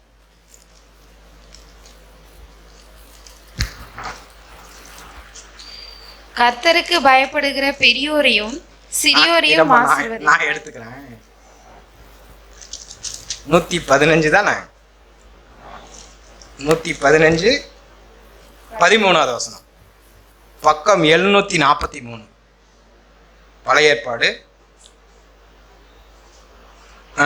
வாசிங்க. கர்த்தருக்கு பயப்படுகிற பெரியோரையும் சிறியோரையும் ஆசீர்வதிப்பார். கர்த்தருக்கு பயப்படுகிற பெரியோரையும் சிறியோரையும் அவர் ஆசீர்வதிக்கிறார். என்ன ஒரு ஆச்சரியமான வசனம்! நீங்க ஒரு வேளை நீங்க வயசு மூத்தவங்களா இருக்கலாம். உங்களுக்கு வயசு மூத்தவங்களா நீங்க இருந்தீங்கன்னா அந்த வசனத்தை மனசுல வச்சுக்கோங்க. சங்கீதம் 115 13 மனசுல வச்சுக்கோங்க. கர்த்தருக்கு பயப்படுகிற பெரியோரையும் முதிர் வயது உள்ளவங்களையும் அவர் என்ன செய்யறாருன்னா ஆசீர்வதிக்கிறார்.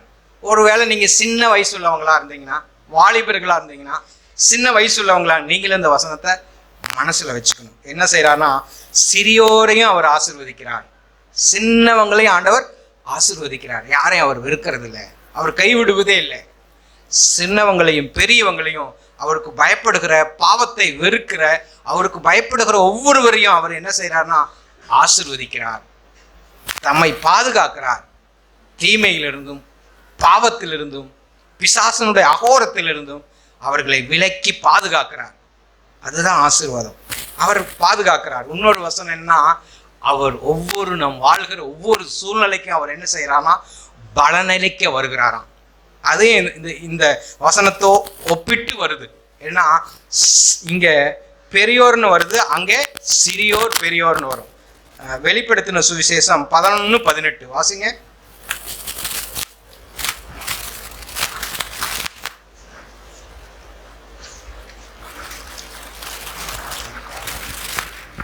வெளிப்படுத்தல் 11ஆம் அதிகாரம் 18வது வசனம். ஜாதிகள் கோபித்தார்கள், அப்பொழுது உம்முடைய கோபம் மூண்டது. மரித்தோர் நியாய தீர்ப்பு அடைகிறதற்கும் தீர்க்கதரிசிகளாகிய உம்முடைய ஊழியக்காரருக்கும் பரிசுத்தவான்களுக்கும் உமது நாமத்தின் மேல் பயபக்தியா இருந்த சிறியோர் பெரியோருக்கும் பலனளிக்கிறதற்கும். போதுமா? உம்முடைய ஊழியக்காரரும் பரிசுத்தவான்களும் உமது நாமத்தின் மேல் பயபக்தியா இருந்த சிறியோர், உமது ஆண்டவர் மீது பயபக்தியா இருந்த சிறியோர், சின்ன பிள்ளைங்க, சபையில இருக்கிற சின்ன பிள்ளைங்க.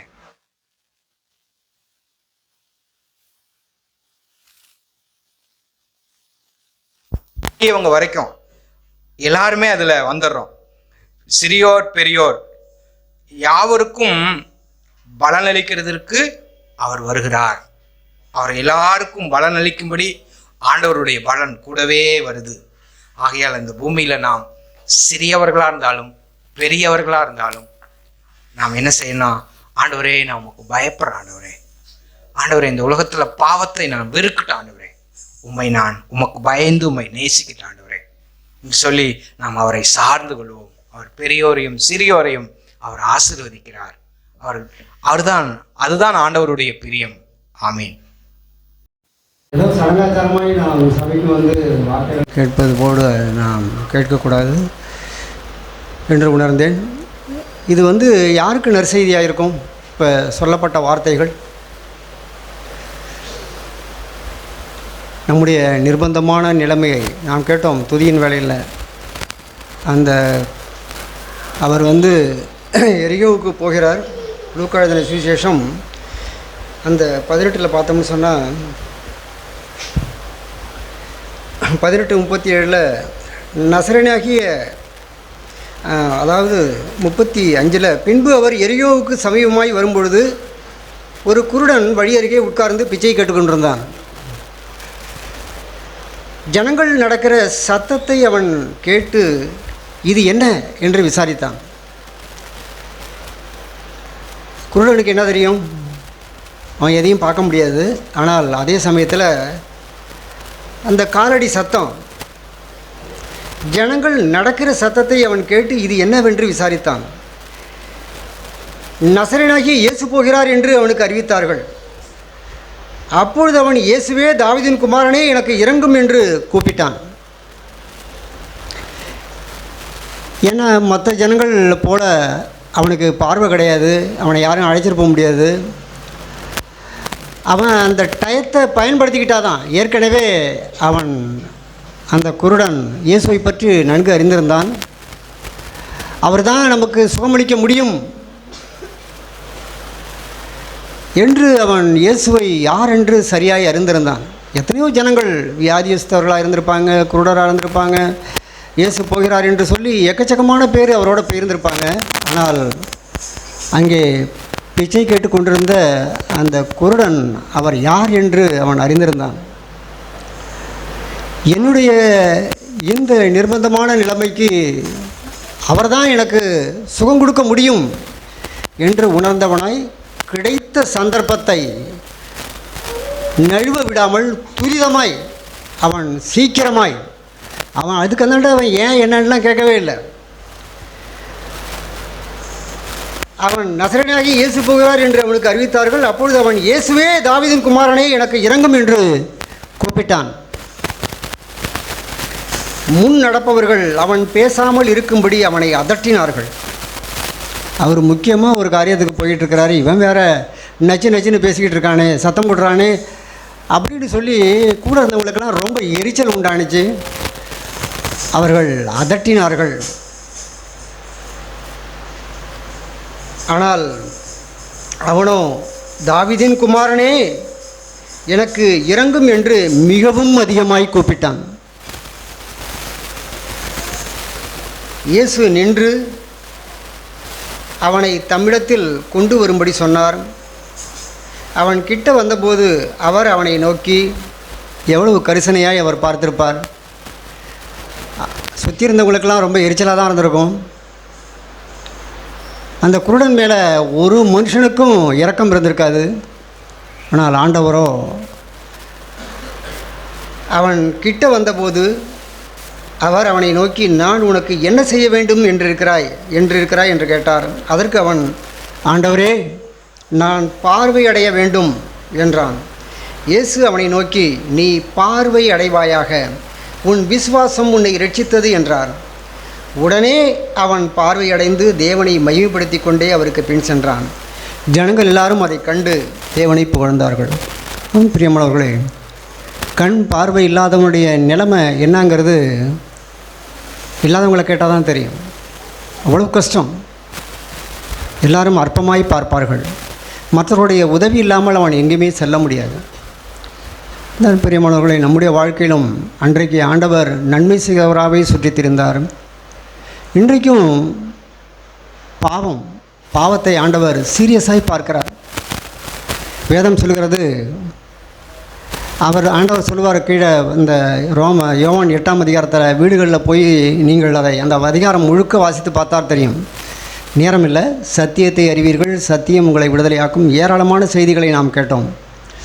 ஒரு பெரிய வெளிப்பாடு, அது ஒரு தரிசனத்தை போல் அந்த செய்திகளை நாம் கேட்டோம். வீடுகளில் நாம் தனிமையில் அந்த வார்த்தைகளை, ஒவ்வொரு வசனத்தையும் நாம் தியானிப்போம். அந்த வார்த்தைகள், ஏராளமான வார்த்தைகள், வேத வாக்கியங்களை ஆராய்ந்து பாருங்கள், அவைகளால் மனுஷனுக்கு நித்திய ஜீவன் உண்டு. ஏராளமான வார்த்தைகளை நாம் சொற்ப நேரத்துக்குள்ளே நாம் கேட்டிருக்கிறோம். பிரியமானவர்களே, இந்த வார்த்தைகளை நாம் ஒருபோதும் அல்ல தட்ட வேண்டாம். கேட்டோம், எத்தனையோ முறை கேட்டிருப்போம். இயேசு அப்படின்னா யார்? நம்ம இயேசுவின் நாமத்தில் பிதாவே ஆமீன் அப்படின்னு சொல்லி ஒரு கோழி குஞ்சு ஜெபம் போட்டு முடிச்சிடுறோம். அவர் யார் என்றே அறிவதில்லை. கேட்டோம், அதாவது இயேசு அப்படின்னா யார்? அவர் தமது ஜனங்களின் பாவங்களை நீக்கி ரட்சிக்கிறவர். நான் எப்பொழுதெல்லாம் இயேசு என்ற வார்த்தையை உச்சரிக்கிறோமோ அப்பொழுதெல்லாம் எனக்கு என்ன நினைப்பு வரணும்? இயேசுங்கிறதுக்கு பதிலாக அந்த இடத்துல அவர் தமது ஜனங்களின் பாவங்களை நீக்கி ரட்சிக்கிறவர் அப்படிங்கிற வார்த்தையினுடைய அர்த்தம்தான் இயேசு. அவர் நம்முடைய பாவத்தை நீக்கி ரட்சிக்க வந்திருக்கும் பொழுது அவரை உச்சரித்து அவரை விசுவாசிக்கிறேன் என்று சொல்லி 20-30 வருடங்களாக சபைக்கு வந்திருந்தும் என்னிடத்தில் காணப்படுகிற அந்த பாவ குஷ்டத்தை நான் அதை பற்றி உணர்வில்லாமல் பாவத்தோடையே நான் வாழ்ந்து கொண்டிருப்போமானால் என்ன செய்ய முடியும்? நாங்கள் கேட்டோம், சாத்தராக்கு சொன்னது போல் உலகத்தில் இன்றைக்கி வந்து பார்த்தோம்னா அங்கே ஒரு பிரச்சனையுமே இல்லை. அங்கே அப்பம் குடிப்போம், பிள்ளையும் குடிக்கும். அவங்களுக்கு பாவம்னு தெரியாது. கெட்ட வார்த்தை சொல்லி வீட்டில் உள்ளவங்க அத்தனை பேரும் திட்டுவாங்க. ஆனால் அவர்களுக்கு அதை பற்றின உணர்வு கிடையாது. அது பாவம்னு தெரியாது. ஆனால் நாமும் ரட்சிக்கப்பட்டிருக்கிறோம். ஒரு சிறிய தவறு, சத்தத்தை உயர்த்தி பேசிட்டாவே ஆண்டவர் நம்மளோடு உணர்த்துவார், நீ இப்போ பேசுனது தப்புன்னு சொல்லி. அதேபோல் நாம் ரொம்பவும் ஆவியானவருடைய சத்தத்துக்கு கவனமுள்ளவர்களாக இருக்கணும். இல்லைன்னு சொன்னால் நாமளும் புறையோடி போயிடுவோம். இதனால தான் பவுல் சொன்னார், பாவத்தை குறித்து சீரியஸாய் பார்த்த ஒரு மனுஷன். அவர் சொல்லுவார், நன்மை செய்ய வேண்டும் என்ற விருப்பம் என்னிடத்தில் இருக்கிறது, நன்மை செய்வதோ என்னிடத்தில் இல்லை. நான் விரும்புகிற நன்மையை செய்யாமல் விரும்பாத தீமையே செய்கிறேன். ஆதலால் நான் அல்ல, எனக்குள் இருக்கிற பாவமே அப்படி செய்கிறது. நிர்பந்தமான மனுஷன் யார் இந்த மரண சரீரத்திலிருந்து என்னை விடுதலையாக்குவார்கள்? கர்த்தராகிய இயேசு கிறிஸ்து மூலமாக என் தேவனை ஸ்தோத்தரிக்கிறேன் என்று சொல்லி அவர் இயேசுவை அறிந்திருந்தார். இவ்வளவு நிருபங்களை எழுதின அப்போஸ்தலனாகிய பவுலே கதரும் பொழுது நீங்களும் நானும் எம்மாத்திரம் பிரியமானவர்களே. நம்முடைய வாழ்க்கையில் நாம் யோசித்து பார்ப்போம். கோபம், இச்சை, கண்களின் இச்சை, ஜீவனத்தின் பெருமை, கசப்பு, வைராக்கியம், எரிச்சல், முறுமுறுப்பு, கசப்பு, மன்னிக்க முடியாத சுபாவம், மற்றவர்களை அற்பமாக எண்ணுதல், ஜெபிக்கிறது கிடையாது, சகோதர ஐக்கியம் கிடையாது, எவ்வளவோ காரியங்களில் நாம் குறைபட்டிருக்கிறோம். பாவம் புறையோடி போயிருக்கிறது. ஒரு குஷ்டரோகிக்கு பார்த்தோம்னா காலில் ஆணி ஏறினா கூட அவனுக்கு உணர்வே இருக்காது. இப்படி தான் நாமும் நம்முடைய வாழ்க்கையில் ஒரு பன்றியைப் போல சபைக்கு வந்தால் ஒரு மாதிரியாக இருக்கிறோம். ஆனால் வீடுகளுக்கு போனால் என்னுடைய தனிப்பட்ட வாழ்க்கையில் என்னுடைய ஜீவியம் எப்படி இருக்கிறது? நான் ரட்சிக்கப்பட்டிருக்கிறேன். யோசேப்பு எத்தனையோ ஆண்டு காலங்கள் அவன் குடும்பத்தை விட்டு பிரிந்திருந்த பொழுதும் அவன் தேவனுக்கு பயப்படுகிற ஒரு மனுஷனாக இருந்தான். தேவனுடைய வித்து அவனுக்குள் இருந்தது. அதனால தான் அவனுக்கு எத்தனையோ சோதனைகள்லாம் வரும்பொழுதும் கூட அவன் சகோதரர்களை மன்னிக்க முடிந்தது. அவர்கள் எல்லோரும் அவனுடைய காலில் விழுந்து மன்னிப்பு கேட்பாங்க. ஆனால் அவனோ சொல்லுவான், ஜீவரட்சணம் செய்யும்படி தேவன் உங்களுக்கு முன்பே என்னை எகிப்துக்கு அனுப்பினார். நீங்கள் கவலைப்படாதீங்க, பயப்படாதீங்க, நான் உங்களை ஒன்றும் செய்ய மாட்டேன்னு சொன்னான். அவர்களை பழிவாங்கவில்லை. அவனுடைய இருதயம் அப்படி இருந்தது. அது மட்டுமல்ல, அந்த போத்திபாருடைய மனைவி அவனை பாவம் செய்ய தூண்டும் பொழுது அவன் எல்லாத்தையும் அப்படியே போட்டுட்டு, இவ்வளவு பெரிதான பாவத்தை என் தேவனுக்கு விரோதமாய் நான் செய்வது எப்படி என்று சொல்லி அவன் ஓடிவிட்டான். அதற்கு கிடைத்த பரிசு சிறைச்சாலை. எத்தனையோ கஷ்டங்களை அனுபவிக்க வேண்டியிருந்தது. பிரியமானவர்கள், நம்முடைய வாழ்க்கையிலும் தெய்வ பயம் வேண்டியது இருக்குது. சில காரியங்களை புதன்கிழமை கூட நாங்கள் வார்த்தைகளை தியானித்தோம். நம்முடைய தீர்மானங்களை தான் நம்மளை உருவாக்கும். நான் வந்த வண்ணமாகவே போகுது தேவனுடைய சித்தமே இல்லை. ஆண்டவரே, நான் வரப்போகிற நாட்களில் ஆண்டவரே நீர் சொல்லியிருக்கிறீர், தமது ஜனங்களின் பாவங்களை நீக்கி ரட்சிக்கிறவர். அவர் சொல்லுவார், என்னிடத்தில் பாவம் உண்டென்று உங்களில் யார் சொல்லக்கூடும்? என்னிடத்தில் பாவம் உண்டென்று சொல்ல முடியுமா அப்படின்னு சவால் விடுவார். ஆனால் நம்முடைய வாழ்க்கையில் சொல்ல முடியுமா? ஒரு சூழ்நிலை, சோதனை, பொய் சொல்லும்படியான ஒரு சூழ்நிலை வருது. எத்தனையோ சூழ்நிலை வருது, ஆனால் தோற்று போகிறோம். நாம் ஒரு முற்றுப்புள்ளி, பாவத்துக்கு ஒரு முற்றுப்புள்ளி வைக்க வேண்டியது இருக்குது. கோபம், சாதாரணமாக கோபத்தை எடுத்துக்கோமே. ஆண்டவரே, என்னுடைய வாழ்க்கையில் எந்த சூழ்நிலையிலும் நான் இனிமேல் கோபப்படக்கூடாது. ஆண்டவரே, எனக்கு கிருபையை கொடுங்க. நீங்கள் நியாயப்பிரமாணத்துக்கு கீழ்ப்பட்டிராமல் கிருபைக்கு கீழ்ப்பட்டிருக்கிறபடியால் பாவம் உங்களை மேற்கொள்ள மாட்டாது. எப்பொழுதெல்லாம் தேவனுடைய கிருபை என்னை விட்டு போகுதோ அப்பொழுதெல்லாம் பாவம் என்னை மேற்கொண்டு விடுது. இல்லை, தேவனுடைய கிருபை இல்லை, என்கிட்ட இடத்துல தாழ்மை இல்லை, அதனால் அவர் கொடுக்க முடியல. அந்த சூழ்நிலையில் டென்ஷன் ஆகிடுறோம். நாம் ஒரு தீர்மானம் எடுக்க வேண்டியது பிரியமானவர்களே. பிரதர் சாக்கு ஒரு முறை சொல்லும்பொழுது சொன்னாங்க, நான் ஒரு முறை ஸ்கூட்டரில் போய் கொண்டிருந்தேன். அப்பொழுது ஒரு மனுஷன் சடார்னு குறுக்க வந்துட்டான். அவனை பார்த்து நான் அதிகமாக கோவப்பட்டு விட்டேன். என்னுடைய மனதில் உனக்கெல்லாம் யார் லைசன்ஸ் கொடுத்தா அப்படி இப்படின்லாம் நான் யோசித்தேன். ஆனால் கொஞ்சம் தூரம் போனதுக்கு பிற்பாடு ஆண்டவர் என்னோடு பேசினார். நீ இப்படி பேசியிருக்க வேண்டியதில்லை, இப்படி கோவப்பட்டேன்னு. ஆவியானவருடைய சத்தத்தை நான் உணர்ந்தேன். ஆண்டவரே, நான் என்னை கழுவிக்கொள்கிறேன்னு சொல்லி அடுத்த முறை அதை மாதிரி ஒரு சந்தர்ப்பம் கிடைத்தது. அப்போ நான் வாயை மூடிக்கொண்டேன், எதுவும் பேசலை. அப்பவும் இடத்துல கொஞ்சம் ப்ராப்ளம் இருந்தது. ஆனால் 3வது முறை அதே மாதிரி ஒரு சிச்சுவேஷன் கிடைத்தது.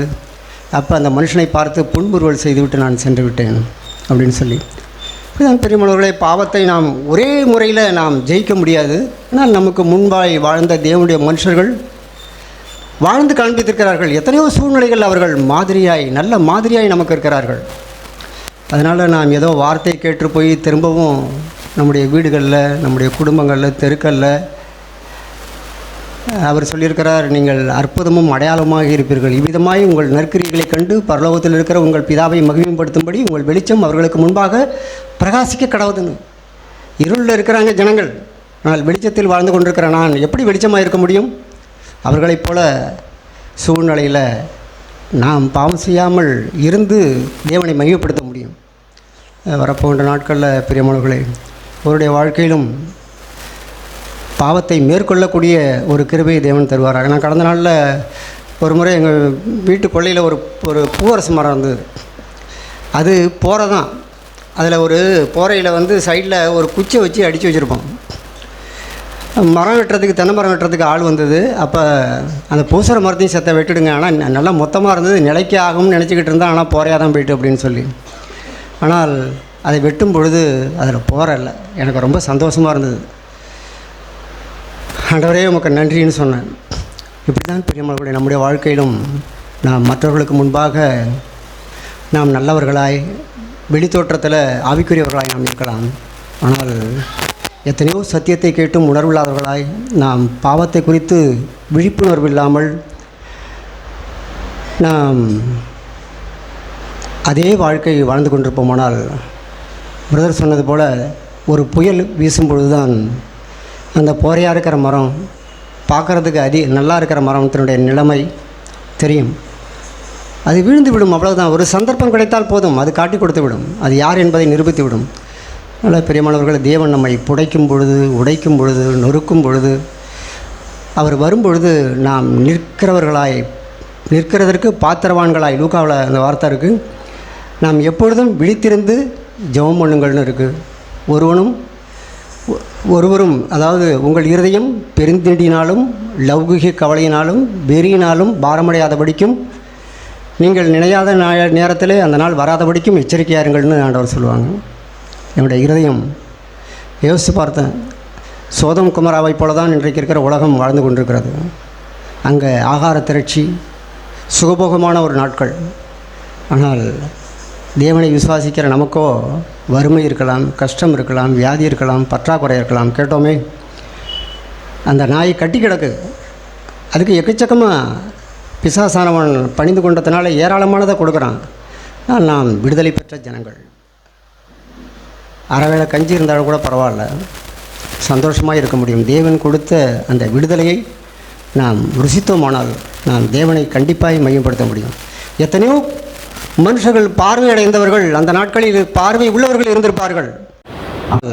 அந்த குருடன் தான் தன்னுடைய பார்வையினுடைய நிலைமையை உணர்ந்தவனாய், அவன் பார்வை அடைந்த பொழுது அவ்வளவு சந்தோஷமுடையவனாய் இருந்தான். அவன் குதித்திருப்பான், ஆடி இருப்பான், எனக்கு பார்வை கிடைத்து விட்டது என்று சொல்லி அவன் நடனமாடி இருப்பான். அவன் பெற்ற சந்தோஷத்துக்கு அளவே இல்லை பிரியமானவர்களே. இதுதான் ஆவிக்குரிய வாழ்க்கையில். இந்த உலகத்தில் பாவத்தை மன்னிக்கிறதுக்கு யாருக்கு அதிகாரம் உண்டு? நம்முடைய பாவங்களை மன்னிக்கிறதுக்கு ஆண்டவரிடத்தில் அதிகாரம் இருக்கிறதே. வேதம் சொல்கிறது, தன் பாவங்களை மறைக்கிறவன் வாழ்வடைய மாட்டான், அவற்றை அறிக்கை செய்து விட்டு விடுகிறவனோ தேவனிடத்தில் இரக்கம் பெறுவான். சகேவினுடைய வாழ்க்கையில் பார்த்தோம். அவன் எவ்வளவோ அநியாயமாய் வட்டி வாங்கினான். அவன் ஒரு முடிவு பண்ணினான். ஆண்டவரை கண்ட மாத்திரத்தில் நான் ஒன்று செய்வேன், நான் என்னுடைய வீட்டுக்கு வருகிறேன்னு சொன்னார். அவன் வந்தோடனே அவன் சொன்னான், ஆண்டவரே, நீர் என்னுடைய வீட்டுக்கு வருவதற்கு நான் பாத்திரவான் அல்ல. நான் ஒரு மனிதத்தில் ஏதாவது வாங்கியிருந்தேன், ஆனால் அநியாயமாய் வாங்கினது உண்டானால் நான் நாளத்தனையாய் திருப்பி கொடுத்து விடுகிறேன் எப்படி சொல்லி அவன் ஒரு தீர்மானம் எடுத்தான். நம்முடைய வாழ்க்கையிலும் நாம் தீர்மானம் எடுக்க வேண்டியது இருக்குது. கெட்டகுமாரன் அப்படி தான். அந்த பன்றியினுடைய தவிடு கூட கிடைக்காமல் திருடி தின்ற பொழுது அவனுக்கு ஒரு தீர்மானம் எடுத்தான். நான் ஒன்று செய்வேன், என்னுடைய தகப்பன் வீட்டுக்கு போவேன், நான் அங்கே போய் பரத்துக்கும் உமக்கும் விரோதமாக நான் பாவம் செய்தேன் என்று சொல்லி அவன் ஒரு முக்கியமான தீர்மானம் எடுத்தான். இனி நான் உம்முடைய குமாரன் என்று சொல்லப்படுவதற்கு நான் பாத்திரவான் அல்ல, உம்முடைய வேலைக்காரரில் ஒருவனாக இருக்கிறேன் அப்படின்னு சொல்லி ஒரு முடிவெடுத்தான். அப்படி தான் பெரியவர்களுடைய நம்முடைய வாழ்க்கையிலும் நம்முடைய எல்லா பாவத்துக்கும் ஆணிவர் என்ன? பெருமை தான். நான் பெரிய ஆள், எனக்கு எல்லாம் தெரியும். ஆனால் ஆண்டவரோ அவர் அடிமையின் ரூபம் எடுத்தார். அவர் பூமியில் சிலுவையின் மரண பரியந்தம் கீழ்ப்படிந்தவராகி தம்மை தாமே தாழ்த்தினார். யார் தாழ்த்தலை? அவர் ஒரு வேலைக்காரனுடைய ஆவி உடையவராக இருந்தார், பணிவிடையினுடைய ஆவி உடையவராக இருந்தார். ஆனால் வரப்போன்ற நாட்களில் பிரியமானவர்களே நம்முடைய வாழ்க்கையிலும் அவர் சொல்லுவார், நானும் பிதாவும் ஒன்றாக இருக்கிறோம், பிதா சொல்கிறத தான் நான் செய்கிறேன் என்று சொல்லி தன்னுடைய வாழ்க்கையில் கேட்டோம். பிதாவை இந்த உலகத்துக்கு காண்பித்த ஒரே ஒரு நபர் ஆண்டவராகிய இயேசு கிறிஸ்து தான். அவர் நமக்கு மூத்த சகோதரராக இருக்கிறார். நாம் அவருடைய இளைய சகோதரரும் சகோதரிகளுமாக இருக்கிறோம். உலகத்தில் நான் பெரிய பாக்கியம் பெற்ற ஜனங்கள் பிரியமானவர்களே. வரப்போகிற நாட்களில் அவர் வந்த நோக்கம், அவர் தமது ஜனங்களின் பாவங்களை நீக்கி ரட்சிக்கிறவர், அவ்வளவுதான். நான் அடுத்த வேளை சாப்பாட்டுக்கே ஒன்றும் இல்லை பரவாயில்ல, எந்த சூழ்நிலை வியாதி உள்ளவனாக இருந்தாலும் பரவாயில்ல, ஆனால் நான் பாவத்தோடு மதிக்கக்கூடாது ஆண்டவரே என்று சொல்லி நாம் ஒரு தீர்மானம் எடுப்போம். தேவன் நமக்கு உதவி செய்வாராக. நாம் எல்லோரும் எழுந்திருப்போம். வந்ததிலிருந்து வாய் திறக்காத 2 சகோதரர்கள் 2 சகோதரிகள் நாம் ஜெபிக்கலாம்.